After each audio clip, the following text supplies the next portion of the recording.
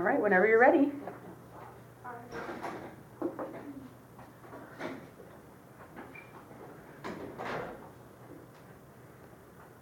Okay, aviation is something that I'm very passionate about.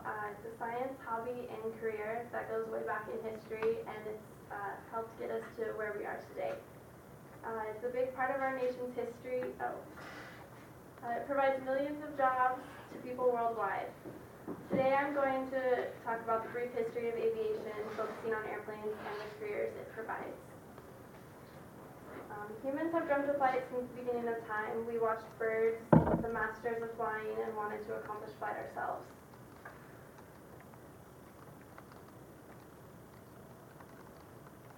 It wasn't until December 17, 1903 that the Wright brothers paved the way for powered flight.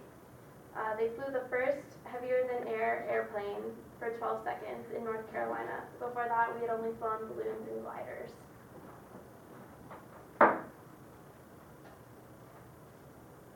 11 years later, after improving on what the Wright brothers started, we then had scheduled flights. The first scheduled flight was in Florida.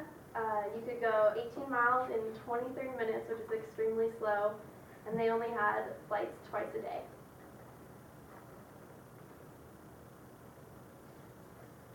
And then World War I happened and powered flight really took off. Most people were scared to fly commercially because flying was so new and these flying machines were terrifying to people. And most people could get around anywhere they wanted to go by railroad. But World War I, there was an exploding demand for airplanes because they were used for surveillance, bombings, and aerial dogfights. During World War I, flight speeds increased by doubling to 130 miles per hour. Those are some of the aircraft that were used in World War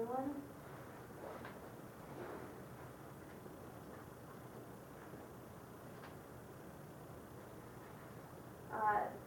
During the war, we started to use aviation in mail delivery. It was much faster than it had been before, and it decreased time by about 22 hours quicker than it had been before. And it was government funded.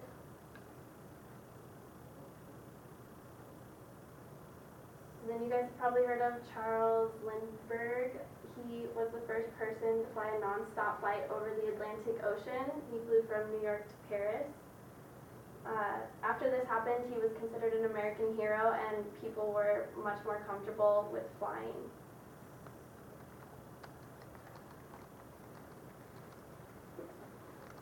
So after Charles Lindbergh, commercial airline expansion happened. People could fly coast to coast in about 22 hours, whereas now it only takes 5 to 7. Pressurized cabins were introduced, so people could fly a lot higher and faster without getting dizzy or fainting.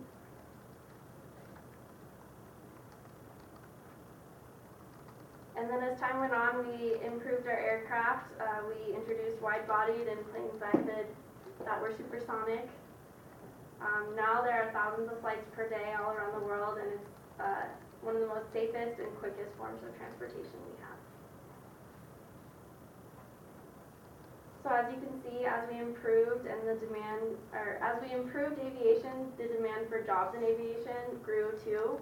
So I'm going to cover just a few jobs that you can have today in aviation. So the first one is air traffic controllers.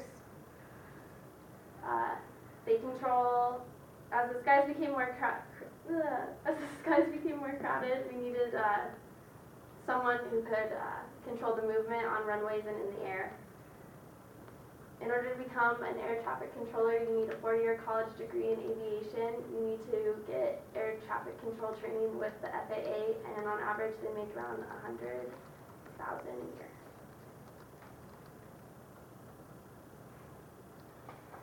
Another job that you can have in aviation is an operations inspector. They evaluate airmen and training programs, so they look at pilots and the schooling that you have to go through to make sure that it's adequate to what you need. They also investigate incidents and accidents.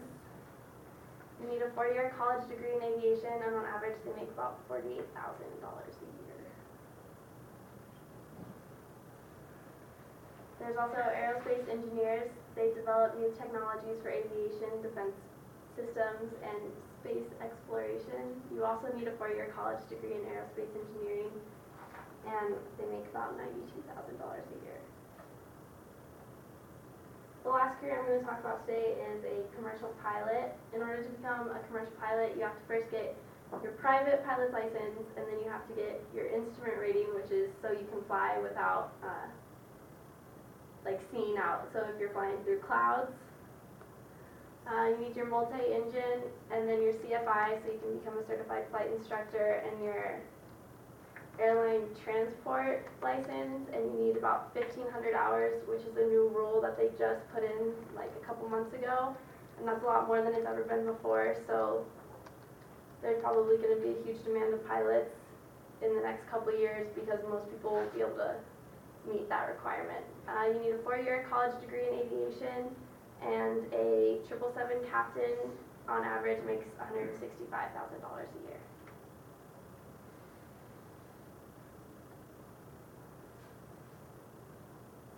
Aviation is something that I really love. It's something that provides so many jobs in our economy, and